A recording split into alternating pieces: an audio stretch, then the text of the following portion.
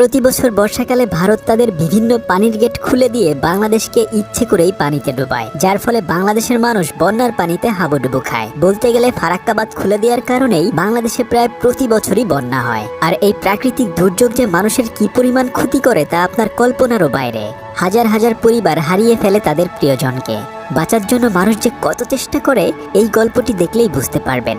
কেরালায় 2018 সালের বন্যার উপর নির্মিত সত্য ঘটনার গল্পটি আজকে আপনাদেরকে শোনাবো। শেষ পর্যন্ত বন্যার ভয়াবহতা দেখলে আপনার কঠিন মনও কেঁদে উঠবে। তো চলুন দেখে আসি বন্যার সেই ভয়াবহতা।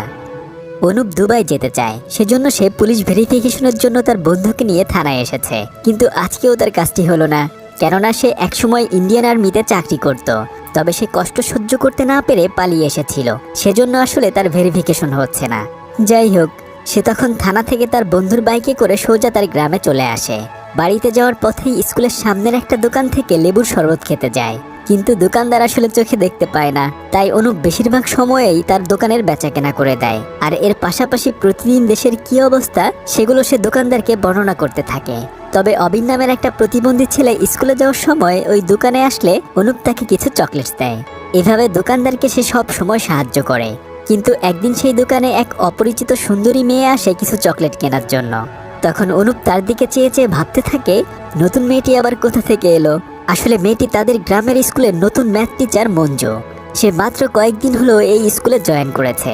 যখন সে ক্লাস নিতে যায় আর তখনই তাদের ছাদ থেকে একটা কাঠ খুলে পড়ে যায়। একটু পরে দেখা যায় যে অনুপ সেটা ঠিক করার জন্য স্কুলে গিয়েছে। তখন তাদের দুজনের চোখাচোখি হয়। একজন আরেকজনকে তারা একটু একটু করে পছন্দ করতে শুরু করে। অনুপ প্রতিদিন স্কুল শুরু হওয়ার আগেই সেই দোকানে চলে আসতো, যেন সে মঞ্জুকে একটু দেখতে পারে। এভাবে তাদের দুজনের মধ্যে কয়েকদিনের মধ্যেই একটা ভালো সম্পর্ক গড়ে ওঠে। অনুপ তার বাসায় মঞ্জুর কথা বললে তাদের বাড়ি থেকে লোকজন মঞ্জুর বাড়িতে গিয়ে বিয়ের কথাবার্তা ফাইনাল করে আসে। সে গ্রামের সবাইকে তাদের বিয়ের কার্ড দিয়ে ইনভাইটেশন করতে থাকে। সবশেষে সে অবিনদের বাসায় গিয়েও একটা কার্ড দিয়ে আসে।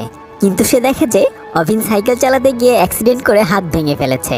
সে তার মাথায় হাত বুলিয়ে বলে, তুই তাড়াতাড়ি সুস্থ হয়ে আমার বিয়ে খেতে চলে আসবি কিন্তু, কেমন? আর এর মধ্যেই তাদের গ্রামে কয়েকদিন ধরে বেশ বৃষ্টি হচ্ছে। বন্যায় চারপাশের অবস্থা টিভি রিপোর্টাররা প্রতিনিয়ত টিভিতে দেখাচ্ছে।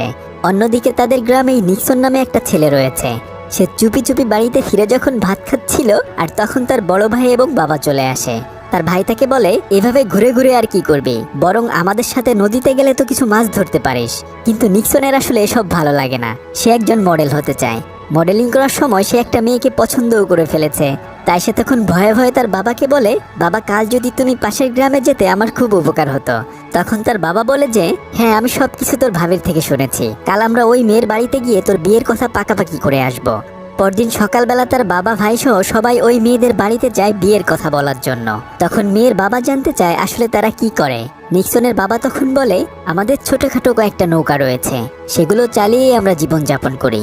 এই কথা শোনার পর মেয়ের বাবা বলতে থাকে, তাহলে তো বলতে গেলে আপনারা পেশায় একজন মাঝি, সমুদ্রের পাশেই আপনাদের বাড়ি, তাই না? সেজন্য বেশিরভাগ সময় হয়তো আপনাদেরকে বিভিন্ন আশ্রয় কেন্দ্রে থাকতে হয়। আমি আমার মেয়েকে অনেক আদরে বড় করেছি। আমার মেয়ে আপনাদের সাথে বছরের মধ্যে 4 মাস আশ্রয় কেন্দ্রে থাকুক, এটা আমি চাই না। এভাবে অপমান করে তাদেরকে ওখান থেকে পাঠিয়ে দেয়। তখন নিক্সনের মুখের দিকে তাকিয়ে তার বাবা আসলে কোনো কিছু না বলেই ওখান থেকে চলে আসে। তাদের গ্রামের সাজি নামে একজন ছেলে কেরালার কন্ট্রোল রুমে চাকরি করে। ডিউটি শেষে সে তার মেয়ের সাথে ভিডিও কলে কথা বলতে বলতে বাড়ি ফেরার জন্য রওনা হচ্ছিল। আর ঠিক তখনই তাদের কন্ট্রোল রুমে একটা কল চলে আসে। সে কলটি ধরে জানতে পারে যে 3 দিন ধরে কয়েকজন মাঝি সমুদ্রে হারিয়ে গিয়েছে, আর এই খবরটি টিভিতেও প্রচার করা হচ্ছে। তখন সে তার স্যারকে বলে যে সে কয়েকজন কোস্টগার্ডকে এই খবর জানিয়ে দিয়েছে। কিন্তু কিছুক্ষণ পর দেখা যায় যে নিক্সনের বাবা এবং ভাই সাহসিকতার সাথে তাদেরকে ওখান থেকে বাঁচিয়ে নিয়ে এসেছে। তবে কয়েকদিন ধরেই কেরালায় প্রচুর পরিমাণে বৃষ্টি হচ্ছে। কোনো উপায়ন্তর না পেয়ে রাজ্য সরকার তখন তাদের বাঁধ খুলে দেয়। আর এই খবর সারা দেশের মিডিয়ায় ছড়িয়ে পড়ে। আর বাঁধ খুলে দেওয়ার কিছুক্ষণ পরেই প্রচুর পরিমাণ পানিতে অনুপদের গ্রাম ভেসে যায়। আর উপর থেকে তখন তো বৃষ্টি হচ্ছিল, আর তাদের গ্রামে তখন 2 জন পর্যটক আসলেও তারা এই বৃষ্টির ভেতরে ফেসে যায়। বেশি পানি হওয়ার কারণে তাদের গ্রামেও একটা উৎসব ভাব চলে আসে। তারা সবাই মিলে তখন বড়শি দিয়ে মাছ ধরতে শুরু করে দেয়। অনুপ বাজার থেকে কয়েকটা পাইপ কিনে এনে ভেলা বানিয়ে মাছ ধরতে লেগে যায়। নিক্সনের বাবা এবং ভাই তাদের নৌকাগুলো পানি থেকে উপরে পাড়ের কাছে বেঁধে রাখতে শুরু করে। তখন নিক্সনের বাবা তাকে তার কাজে সাহায্য করার জন্য ডাকলেও সে তখন বৃষ্টির পানিতে বন্ধুদের সাথে ফুটবল খেলা নিয়ে ব্যস্ত হয়ে যায়।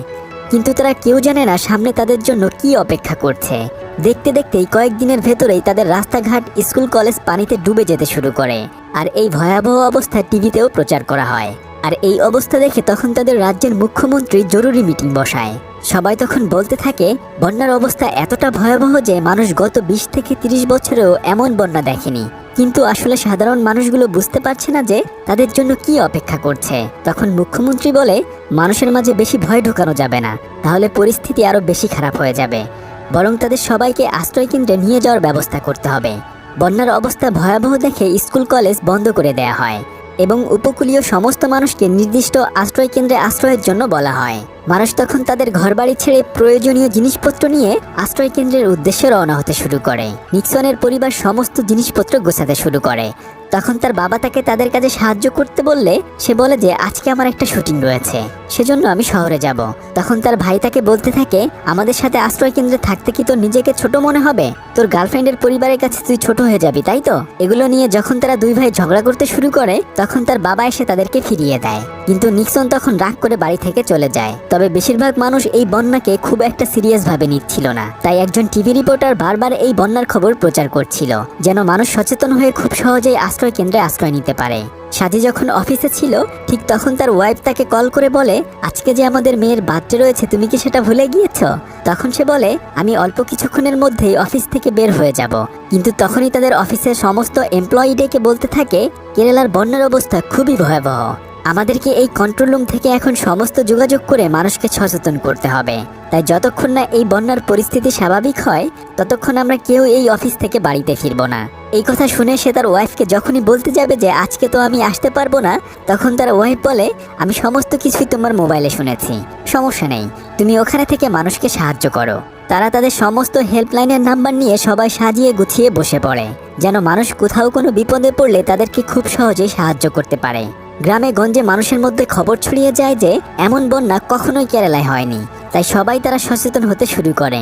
সাজিদের কন্ট্রোল রুমের বস তাদেরকে বলতে থাকে, যেসব মানুষ বন্যাক্রান্ত হয়েছে তাদের কাছে আমাদের সাহায্য পৌঁছে দেওয়া উচিত। তবে যারা পাহাড়ে আটকে গিয়েছে তাদের অতি দ্রুত উদ্ধার করা প্রয়োজন। কিন্তু এত কম সময়ের মধ্যে আমরা কিভাবে বা এত সাহায্য মানুষের কাছে পাঠাবো? তখন সাজি বলে, স্যার, আমরা চাইলে একটা হোয়াটসঅ্যাপ গ্রুপ খুলে মানুষের কাছে সাহায্যের জন্য আবেদন করতে পারি। আর এই আইডিয়া তার বসের অনেক বেশি পছন্দ হয়। তারপর তারা সেফ কেরালা নামে একটা হোয়াটসঅ্যাপ গ্রুপ খুলে মানুষকে মেসেজ করে। আর কিছুক্ষণ পরেই শত শত স্বেচ্ছাসেবক তাদের অফিসের ওখানে চলে আসে তাদের কাছে সাহায্য করার জন্য। নিক্সনের বাবা আশ্রয় কেন্দ্রে বসে সবকিছুই টিভিতে দেখছিল। দেখতে দেখতেই তাদের পুরো গ্রাম পানিতে একদম ডুবে যায়। এমনকি পানির স্রোতে তাদের রাস্তাঘাট, কালভার্ট এগুলোও ভেঙে যায়। তখন মানুষ জীবন বাঁচানোর জন্য নৌকায় করে কিংবা পাতিলের মধ্যে রওনা হতে শুরু করে। বিশেষ করে বাচ্চা এবং মহিলাদেরকে সমস্ত পুরুষরা আশ্রয় কেন্দ্রে নিয়ে যাওয়ার জন্য সাহায্য করতে থাকে। অনুপ তাদের বাড়ির জিনিসপত্র তার ভাইকে সাথে নিয়ে নিচ থেকে তাদের বাড়ির ছাদে ওঠাতে শুরু করে। কিছুক্ষণ পর দেখা যায় যে সেই দুজন পর্যটকও আটকা পড়ে গেছে। অনুপ তখন তাদেরকে সাহায্য করে, কিন্তু কয়েক ঘন্টার মধ্যেই আশেপাশের অবস্থা এতটাই খারাপ হয়ে গিয়েছিল যে অনুপ তখন তার সেই ছোট্ট ভেলাটি নিয়ে গ্রামে ঘুরে ঘুরে মানুষকে সাহায্য করতে থাকে। কিন্তু প্রচন্ড স্রোতের বেগের কারণে তাদের যে বাঁধ ছিল সেই বাঁধ ভেঙে গিয়ে কেরালায় পানি প্রবেশ করতে শুরু করে। আর এই খবর তখনই বাঁধের ওখানে থাকা একজন কর্মকর্তা কন্ট্রোল রুমকে জানিয়ে দেয়। এখন তো অবস্থা আরো অনেক বেশি খারাপ হয়ে যাবে। যেসব মানুষজনের বাড়িঘর একটু উঁচুতে ছিল এখন তারাও আর রক্ষা পাবে না। তাই তারা তখন রাতের বেলায় যে যেভাবে পারে আশ্রয় কেন্দ্রের উদ্দেশ্যে রওনা হতে শুরু করে। মুখ্যমন্ত্রীকে তখন কয়েকজন অফিসার এসে বলে, স্যার, বাঁধ ভেঙে যাওয়ার কারণে এখন প্রচন্ড স্রোতের সৃষ্টি হয়েছে। আমাদের রেস্কিউ টিমের পর্যাপ্ত পরিমাণে স্পিড বোট এবং লাইফ জ্যাকেট নেই। এভাবে চলতে থাকলে বন্যায় অনেক মানুষ মারা যাবে। কিন্তু সেনাবাহিনী কিংবা নৌবাহিনী আসতে 2 দিন সময় লেগে যাবে। ততক্ষণে মানুষের অনেক ক্ষতি হয়ে যাবে। তখন মুখ্যমন্ত্রী বলে, ইমিডিয়েট মানুষজনকে বাঁচানোর জন্য তোমরা কি করতে পারো সেটাই করো। কিন্তু নিক্সনের বাবা এবং বড় ভাই গ্রামের এই অবস্থা দেখে আর চুপচাপ করে বসে থাকতে পারে না। সরকার থেকে তাদের কোনো সাহায্য আসুক বা না আসুক, তারা নিজেরাই গ্রামের মানুষকে সাহায্য করার জন্য এগিয়ে আসে। এরপর তারা গ্রামের চার্চে গিয়ে হঠাৎ ঘন্টা বাজিয়ে সমস্ত মানুষজনকে ডেকে এনে বলতে থাকে, তোমরা কে কে আমাদের সাথে সাহায্য করার জন্য রাজি আছো? নিক্সনের ভাই বলে যে এখন সরকারি সাহায্যের জন্য বসে থাকলে আমরা সবাই মারা পড়ব। তাই আমাদের উচিত গ্রামের মানুষের পাশে দাঁড়ানো। আর তাছাড়া আমাদের 2-1টা নৌকা দিয়ে বেশি মানুষকে সাহায্য করতে পারবো না। তাই আমাদের সাথে তোমরা কে কে তোমাদের নৌকা নিয়ে যেতে চাও? কিন্তু সবাই তখন চুপচাপ করে দাঁড়িয়ে থাকে। তবে অনেকক্ষণ পরে ভিড়ের মধ্যে থেকে একজন লোক হাত তোলে সাহায্য করার জন্য। এরপর বাকি সবাই তখন গ্রামের মানুষদেরকে সাহায্য করার জন্য রাজি হয়ে যায়। যেহেতু তাদের কাছে অনেক নৌকা ছিল, তাই তারা সেই নৌকাগুলো বের করে গ্রামের মানুষজনকে সাহায্য করার জন্য রওনা হয়। কিন্তু এত বড় নৌকাগুলো আসলে এক জায়গা থেকে আরেক জায়গায় নিয়ে যাওয়া সম্ভব হচ্ছিল না। তবে কিছুক্ষণের মধ্যেই গ্রামের মাঝিদের মানুষদেরকে সাহায্য করার কথা মুখ্যমন্ত্রীর কাছে পৌঁছে যায়। তাই সে তখন মাঝিদেরকে নৌকা নেয়ার সাহায্য করার জন্য একজন অফিসারকে পাঠিয়ে দেয়। সে এসে একটা ট্রাক দিয়ে একটা নৌকা পার হওয়ার ব্যবস্থা করে দেয়। কিন্তু একটু পরে আরেকটা নৌকা আসলে সে আরেকটা ট্রাক এনে দেয়। তবে কিছুক্ষণ পর সে দেখে যে শত শত মাঝিরা তাদের নৌকা নিয়ে এসেছে মানুষকে সাহায্য করার জন্য। তবে এতগুলো নৌকা নেওয়ার জন্য তাদের আসলে পর্যাপ্ত পরিমাণে ট্রাক ছিল না। তখন তারা ট্রাক কোম্পানির মালিককে কল দিলে মালিক বলতে থাকে, যতগুলো ট্রাক লাগে আমি দেব সেই নৌকাগুলো ওখান থেকে নিয়ে যাওয়ার জন্য। শত শত মানুষ যখন হাতে হাতে সেই নৌকাগুলো ট্রাকে তুলতে সাহায্য করে, আর একটু পরে দেখা যায় যে নিক্সনও ওখানে চলে এসেছে তাদেরকে সাহায্য করার জন্য। যেসব মানুষজন আশ্রয় কেন্দ্রে যেতে পারেনি তারা তাদেরকে সাহায্য করার জন্য চলে আসে। তখন দেখা যায় যে অনেক মানুষ ভয়ে তাদের বাড়ির ছাদে জুবুথুবু হয়ে বসে আছে। যে যেভাবে পারছে লাইভে গিয়ে সাহায্যের জন্য প্রার্থনা করছে, যেন তাদেরকে এখান থেকে কেউ না কেউ বাঁচিয়ে নেয়। তারা ভেবেছিল হয়তো তাদেরকে উদ্ধার করার জন্য আর কেউ আসবে না। তবে গ্রামের মাঝিদের নৌকা দেখে তারা এখন অনেকটা সাহস খুঁজে পায়।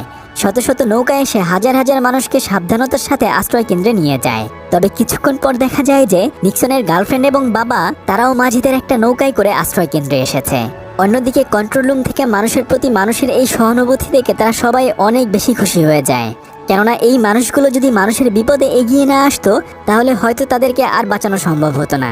ছোট্ট একটা বিজ্ঞাপন রয়েছে। মোস্ট বেট দিচ্ছে অফুরন্ত বিনোদন এবং আসল নগদ পুরস্কার জেতার সুযোগ, যেখানে আপনি চাইলে প্লিঙ্কো গেম খেলে টাকা ইনকাম করতে পারবেন। আপনি যদি অবসর সময় গেমিং উপভোগ করে থাকেন, মোস্ট বেট বিভিন্ন ধরনের মনোমুগ্ধকর গেম অফার করে যা আপনাকে ব্যস্ত রাখবে, আর সেই সাথে আপনি নগদ পুরস্কারও জিতে নিতে পারবেন। মোস্ট বেটে রয়েছে বিকাশ, নগদ, রকেট উপায় এবং অন্যান্য পদ্ধতির মাধ্যমে সহজ এবং দ্রুত আপনার ডিপোজিট এবং উইথড্র টাকা তোলার সুবিধা, আর সেই সাথে 24 ঘন্টা 7 দিন সাপোর্ট রয়েছে। আপনি বিভিন্ন গেমের প্রেডিকশন করে দক্ষতা পরীক্ষা করুন, আর সেই সাথে প্রত্যেকটি ম্যাচে লাইভ স্ট্রিমও উপভোগ করতে পারবেন। রেজিস্ট্রেশনের পরে 250টি ফ্রি স্পিন পাবেন, আর এই স্বাগত বোনাস পেতে স্ক্রিনে দেওয়া প্রোমো কোডটি ব্যবহার করুন। তাই জলদি করে এখনই সাইন আপ করে মোস্ট বেটের সাথে আপনার স্বপ্নকে বাস্তবায়িত করুন। তো চলুন গল্পে ফিরে যাই। অনুপ তখন স্কুল ক্যাম্পে মানুষজনকে সাহায্য করতে থাকে। সে তখন মঞ্জুকে কল করে জানতে চায় সে আসলে কোথায় আছে। মঞ্জু তখন বলে সে কলেজ ক্যাম্পে মানুষজনকে সাহায্য করছে। কিছুক্ষণ পর দেখা যায় যে সেই অন্ধ দোকানদারের প্রতিবেশী পিকআপে করে সমস্ত মালামাল নিয়ে আশ্রয় কেন্দ্রের দিকে রওনা হচ্ছে। তখন পিকআপ ড্রাইভার বলে ওই দোকানদারকেও নিয়ে যাওয়ার জন্য, কিন্তু তার প্রতিবেশী বলে ওনার বাড়ি অনেক উঁচুতে রয়েছে, সেখানে খুব সহজে পানি উঠবে না, তাই বরং পরবর্তীতে আরেকটা ট্রাকে করে তাকে নিয়ে যাওয়া যাবে। সে দোকানদারকে চিল্লিয়ে চিল্লিয়ে এই কথা বলে চলে যায়। অন্ধ বেচারা মনে করে হয়তো কিছুক্ষণ পরেই তাকে এখান থেকে কেউ নিয়ে যাওয়ার জন্য আসবে। সে তো বাইরের অবস্থা অতটা চোখেও দেখতে পায় না, তাই সে অপেক্ষা করতে থাকে কখন তাকে কেউ সাহায্য করার জন্য আসবে। তবে এদিকে স্কুল ক্যাম্পে একজন মহিলার প্রসব বেদনা ওঠে, কিন্তু এই সময়ে আসলে তাকে হসপিটালে নিয়ে যাওয়া সম্ভব হচ্ছিল না। তাই কেউ একজন কন্ট্রোল রুমে সাজিকে কল করে বিষয়টা জানালে সে তার গ্রামের জন্য একটা হেলিকপ্টারের ব্যবস্থা করে দেয়। কিন্তু এই খারাপ পরিবেশের কারণে আসলে হেলিকপ্টারের পাইলট তাদের স্কুল ক্যাম্পটি কোথাও খুঁজে পাচ্ছিল না। আর তাছাড়া চারদিকে পানি হওয়ার কারণে হেলিকপ্টারটি ল্যান্ড করার মতো জায়গাও ছিল না। স্কুল ক্যাম্পের সবাই হেলিকপ্টার দেখে অনেক বেশি খুশি হয়ে যায়। যেহেতু গ্রামে বিদ্যুৎ ছিল না, তাই হেলিকপ্টারটি তখন তাদের ক্যাম্পটি খুঁজে না পেয়ে অন্যদিকে চলে যাচ্ছিল। অনুপ তখন বুদ্ধি করে ওখানকার কয়েকজনের কাছ থেকে কয়েকটা লাইট নিয়ে গামছা দিয়ে বেঁধে গাছের উপরে এসে হেলিকপ্টারের দিকে দৃষ্টি আকর্ষণ করার চেষ্টা করে। কিছুক্ষণ পরে হেলিকপ্টারের পাইলট লাইট দেখে বুঝতে পারে এখানেই হয়তো সেই প্রেগনেন্ট মহিলা রয়েছে, কিন্তু ওখানে ল্যান্ড করার মতো কোনো অবস্থাই ছিল না। তাই তারা নিরুপায় হয়ে যখন ওখান থেকে চলে যাচ্ছিল তখন নিচে থাকা সমস্ত মানুষজন হাত নাড়িয়ে তাদেরকে ওখানে আসার জন্য বলছিল।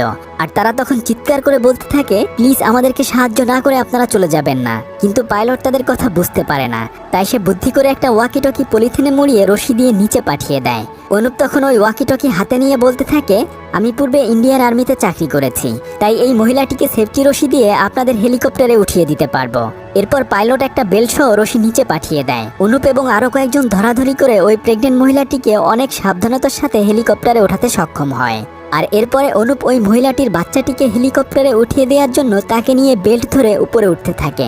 কিন্তু হাই কপাল, মাঝপথে যাওয়ার সাথে সাথেই তাদের রশিটা নিচে পড়ে যেতে চায়। তখন নিচের সবাই অনেক বেশি ভয় পেয়ে যায়, কিন্তু পাইলট খুব সাবধানতার সাথে তাদেরকে উপরে নিয়ে যায় আর অনুপ সেই মেয়েটিকে তার মায়ের কাছে পৌঁছে দেয়। অনুপের এমন সাহস দেখে তখন পাইলট এবং অনুপ একজন আরেকজনকে স্যালুট করে। তাদের গ্রামের মোটামুটি সবাই আশ্রয় কেন্দ্রে আশ্রয় নিয়েছে, কিন্তু অভিনের বাবা তার অসুস্থ ছেলেটিকে নিয়ে এখনো আশ্রয় কেন্দ্রে যেতে পারেনি। তাই সে তার গ্রামের মানুষজনকে কল করার চেষ্টা করতে থাকে, কিন্তু তখন আসলে ভালো করে নেটওয়ার্ক পাচ্ছিল না। তাই সে যখন তাদের উঠোনের সামনের দিকে নেটওয়ার্ক পাওয়ার জন্য যায়, আর ঠিক তখনই তাদের ঘরের সামনে থাকা বিশাল আম গাছটি উঠানের উপর এসে পড়ে। এটা দেখে তার ওয়াইফ একটা দা এনে দিলে সে দা দিয়ে গাছের ডালগুলো কেটে সেটা সরাতে যায়। আর তখন ঘরের ভেতর থেকে বাইরে কি হচ্ছে সেটা দেখার জন্য অভিন জানালা দিয়ে উকি দিলেই হুট করেই খাট থেকে সে নিচে পড়ে যায়। তার চিল্লাচিল্লির আওয়াজ শুনে তার মা বাবা এসে তাকে নিচ থেকে উপরে তোলে। তবে এত পানির স্রোত থাকার কারণে তাদের ঘরের সামনে থাকা সেই আম গাছটি পানির স্রোতে একদম তাদের দরজায় এসে আটকা পড়ে যায়। তারা যখন তাদের ছেলেকে নিয়ে বাইরে বের হতে যাবে তখন তারা আর বাইরে বের হতে পারে না, কেননা আম গাছটি এমন ভাবে তাদের দরজা আটকে দিয়েছিল যে তারা চাইলেই আর সহজে বের হতে পারবে না। ততক্ষণে তাদের ঘরের মধ্যেও অনেক পানি হয়ে গিয়েছে। তাই তারা পিছন দরজা দিয়ে বের হতে গেলে দেখে যে ওখান দিয়েও অনেক স্রোতের বেগে পানি যাচ্ছে। সেজন্য তারা নিরুপায় হয়ে আবার ঘরের ভেতরে চলে আসে। এখন এমন একটা অবস্থা হয়েছে যে বাইরে কারো সাহায্য ছাড়া তারা এখন একটুও বাইরে বের হতে পারবে না। তাই তারা তখন ঘরের ভেতরে বসে সৃষ্টিকর্তার কাছে প্রার্থনা করতে থাকে। এদিকে আশ্রয় কেন্দ্রের ওখানে নিক্সনের বাবা তার নৌকা ঠিক করছিল। ঠিক একটু পরে নিক্সন কয়েকজন মানুষকে ঠিকঠাক মতো আশ্রয় কেন্দ্রে পৌঁছে দেয়। তার বাবা তার ছেলের এই পরিবর্তন দেখে অনেক বেশি খুশি হয়। কিছুক্ষণ পরে ওই আশ্রয় কেন্দ্র থেকে একজন লোক এসে বলতে থাকে, আমাদের এখানে একটা মেয়ে হারিয়ে গেছে, হয়তো সে তার স্কুলের সার্টিফিকেট আনার জন্য বাড়িতে গিয়েছে। তখন নিক্সনের বাবা বলে, তোমাদের কেউ যদি ওই মেয়েটির বাড়ি চিনো তাহলে আমার সাথে এসো। কিন্তু নিক্সন তার বাবাকে বলে, বাবা তুমি এখানেই থাকো, বরং আমি গিয়ে মেয়েটিকে নিয়ে আসি। তখন নিক্সনের বাবা গর্ব করে সবাইকে বলতে থাকে, এটা আমার ছোট ছেলে। নিক্সন তার আরেকজন বন্ধুকে নিয়ে নৌকায় করে সেই মেয়েটির বাড়ির কাছে গিয়ে দেখতে পায় যে মেয়েটি একটা উঁচু জায়গায় বসে কান্না করছে, কেননা সে ঘরের ভিতর যেতেই পারেনি সার্টিফিকেট আনার জন্য। তখন তারা মেয়েটিকে নৌকায় উঠে আসতে বললে মেয়েটি বলে সার্টিফিকেট না নিয়ে সে যাবে না। তখন নিক্সন তাকে বলে, তুমি একদমই চিন্তা করো না, যেভাবেই হোক না কেন আমি তোমার সার্টিফিকেট নিয়ে আসবো। নিক্সন বুক পানির ভেতর দিয়ে একটা টর্চ লাইট নিয়ে সেই ঘরের ভেতরে প্রবেশ করে। তখন মেয়েটি বলে, রুমের মধ্যে আলমারির ভেতরেই আমার সার্টিফিকেটগুলো রয়েছে। অনেক খোঁজাখুঁজি করে আলমারি খুলে যখন সার্টিফিকেটগুলো সে নিয়ে আসতে যায়, আর তখনই ওখানে সে একটা সাপ দেখতে পায়। আসলে পানি উঠে যাওয়ার কারণে সাপটি এখানে এসে আশ্রয় নিয়েছে। নিক্সন যখন ভয়ে পিছনের দিকে যায়, ঠিক তখনই ফ্লোরে থাকা একটা ভাঙা কাচের টুকরোতে তার পা কেটে যায়। কিন্তু বাইরে তারা দুজন অপেক্ষা করছে কখন নিক্সন বের হবে। নিক্সন তখন বুদ্ধি করে একটা সুটকেসের উপর সেই সাপটিকে ভাসিয়ে দেয়। মেয়েটির সার্টিফিকেটগুলো নিয়ে এসে বের হয়ে আসে। নৌকাতে ওঠার পর দেখা যায় যে তার পা আসলে অনেকটা কেটে গিয়েছে। তখন সে একটা কাপড় দিয়ে তার পা বেঁধে নেয়। অন্যদিকে অনুপ যে সাহসিকতার সাথে ওই প্রেগনেন্ট মহিলাটিকে হেলিকপ্টারে তুলে দিয়েছিল, সেটার ভিডিও কেউ একজন ইন্টারনেটে ছেড়ে দিলে সবার কাছে তা পৌঁছে যায়। তখন সবাই অনুপকে বাহবা দিতে থাকে। অনুপ স্কুল ক্যাম্প থেকে কিছু জিনিসপত্র নিয়ে কলেজ ক্যাম্পের দিকে রওনা হয়। তখন সবাই তার সাহসিকতার প্রশংসা করতে থাকে। আর এখানে মঞ্জুর সাথেও তার দেখা হয়ে যায়। নিক্সনের বাবা যে ক্যাম্পে ছিল ওখানে একটা রুমের ছাদ থেকে কিছু ইট খসে নিচে পড়ে গিয়েছিল। এই খবর পেয়ে সে কয়েকজন মানুষ নিয়ে সেটা ঠিক করার জন্য যায়, কেননা সেটা ঠিক করা না হলে ওখানে যে বৃদ্ধ মহিলা এবং ছোট ছোট বাচ্চারা রয়েছে তারা সবাই বৃষ্টির পানিতে ভিজে যাবে। নিক্সন ফিরে এসে দেখে যে তার বাবা এই কাজ করছে। সে তখন তার বাবাকে বলে, বাবা তুমি এদিকে আসো, বরং আমি ছাদটাকে ঠিক করে দেই। কিন্তু তার বাবা তাকে বলে, এই ক্যাম্পের অবস্থা বেশি একটা ভালো না, বরং তুই এখানকার মানুষজনকে নিয়ে কলেজ ক্যাম্পের ওখানে চলে যা। এরপর সে এক এক করে মানুষজনকে নৌকায় তুলতে থাকে। আর তার বড় ভাই তার ছোট ভাইয়ের মানুষের প্রতি এত ভালোবাসা দেখে অনেক বেশি খুশি হয়ে যায়। তবে ঘরের ভেতরে নিক্সনের বাবা কয়েকটি টেবিল নিয়ে সেই ছাদের ভাঙা জায়গাটি ঠিক করতে যাচ্ছিল, কিন্তু পানি হওয়ার কারণে সে আসলে অত উপরে উঠতে পারছিল না। তাই সে তখন জানালার গ্রিলে পা দিয়ে উপরে উঠতে গেলে বুঝতে পারে যে দেয়ালটা অনেক নড়বড়ে হয়ে গেছে। সেজন্য সে সবাইকে ওখান থেকে সরে যেতে বলে নিজেও ফ্লোরের উপরে এসে পড়ে। কিন্তু তখনই ওই নরম দেয়ালটি ভেঙে এসে তার উপরে এসে পড়ে। চোখের পলকেই নিক্সনের বাবা ওখানেই মারা যায়। বাবাকে হারিয়ে তারা দুই ভাই যেন একদম পাথর হয়ে যায়। এসেছিল মানুষকে সাহায্য করার জন্য, কিন্তু এখন তাদের বাবাই তাদের কাছ থেকে চিরতরে হারিয়ে গিয়েছে। যখন তারা চুপচাপ করে বসেছিল, আর ঠিক তখন একজন লোক এসে তাদেরকে বলে, আমার ছোট ভাই পাহাড় দোষে ঘরের ভেতরে আটকা পড়ে আছে, প্লিজ তোমরা কেউ সাহায্য করো। সে হাত জোড় করে সবার কাছে সাহায্য চায়। তখন তারা দুই ভাই তাদের নিজের বাবাকে হারানোর শোক ভুলে তাদেরকে সাহায্য করার জন্য রাজি হয়ে যায়। তারা কয়েকটা কোদাল নিয়ে সেই বাড়ির কাছে আসে চাপা পড়া লোকজনকে বাঁচানোর জন্য, কিন্তু তারা আসলে তাদের বাড়িটি খুঁজে পাচ্ছিল না। তাই সে তখন তাকে কল করে বলে, আমি বারবার কল করলে তুমি একবারও রিসিভ করবে না, তোমার রিংটোনের শব্দ শুনে আমরা বুঝতে পারবো তুমি কোথায় রয়েছো। এই কথা শুনে তার পরিবারের সবাই বাঁচার জন্য সাহস খুঁজে পায়। নিক্সনের বড় ভাই তাকে কল দিলে রিংটোনের শব্দ শুনে সামনের দিকে আগাতে শুরু করে, কিন্তু কিছুক্ষণ পর দেখা যায় যে ওই লোকটির মোবাইলে চার্জ শেষ হয়ে গেছে।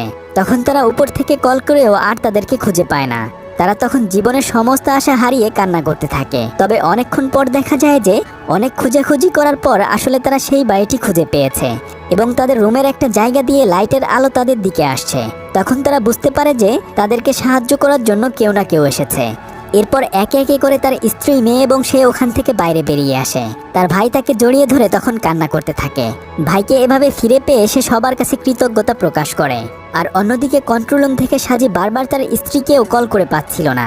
তখন তার একজন কলিগ এসে তাকে কন্ট্রোল রুমের ভেতরে নিয়ে যায়। একটু পরে সে দেখতে পায় যে টিভিতে খবর দেখানো হচ্ছে কয়েকটা বাড়ি বন্যার পানিতে একদমই ভেসে গিয়েছে। আসলে এই বাড়িটা অন্য কারণ নয়, বরং এটা সাজির নিজের বাড়িই ছিল।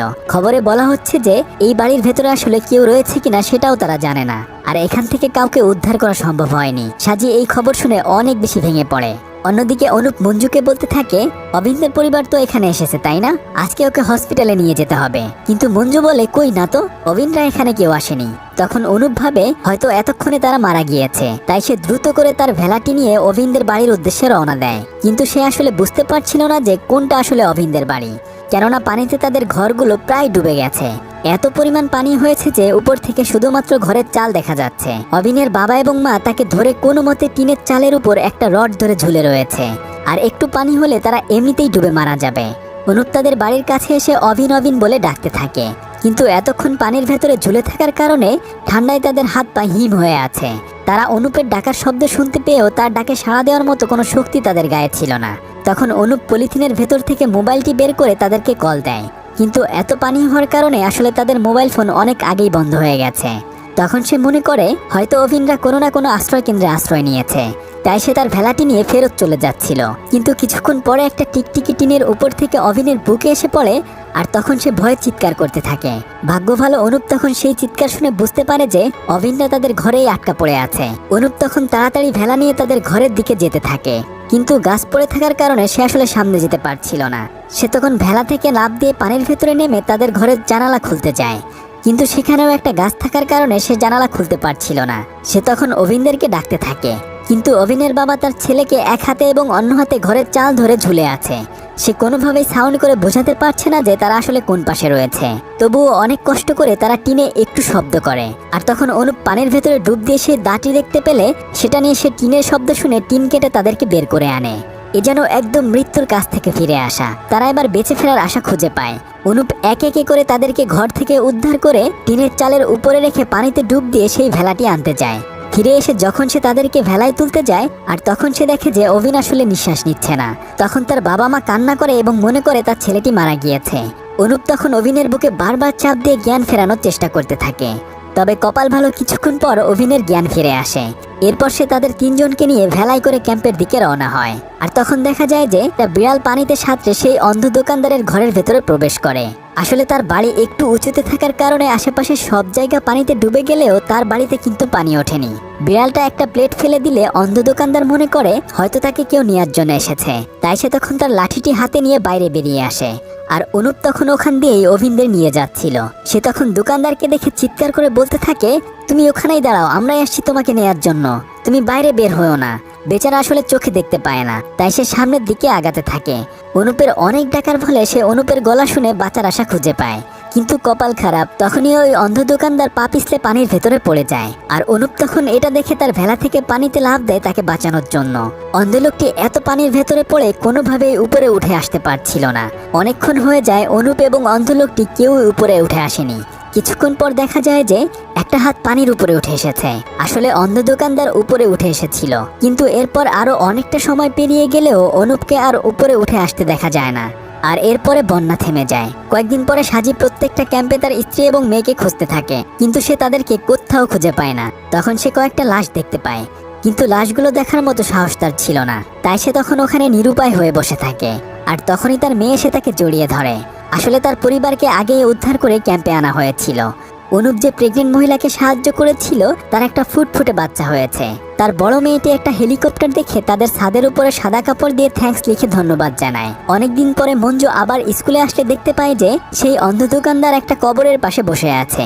কিন্তু অনুপের সাথে আসলে কি হয়েছিল?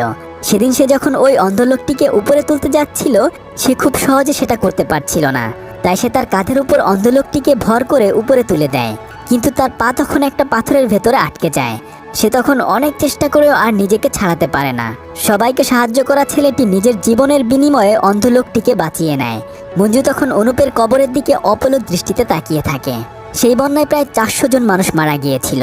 ঠিক কয়েকদিন ধরেই বাংলাদেশে বন্যার পানিতে অনেক ক্ষয়ক্ষতি হয়েছে। ভারত কোনো কিছু না বলেই ডম্বুর বাঁধ খুলে দিয়েছে। এমন অন্যায় ভারত সব সময় বাংলাদেশের প্রতি করে থাকে, যার ফলে হাজার হাজার মানুষ এভাবে তাদের ভিটেমাটি কিংবা আপনজনকে হারিয়ে ফেলে। নিশ্চয়ই আল্লাহ একদিন না একদিনের বিচার করবে। আর এই সময়টাতে যে স্বেচ্ছাসেবী মানুষজন বন্যা কবলিত মানুষদেরকে সাহায্য করছে, সবার প্রতি অনেক দোয়া আর ভালোবাসা রইল। এতক্ষণ আপনাদের সাথে ছিলাম আমি সাদি। সবাই ভালো থাকুন। ফিরছি কয়েকদিনের মধ্যেই নতুন কোনো ভিডিও নিয়ে। আল্লাহ হাফেজ।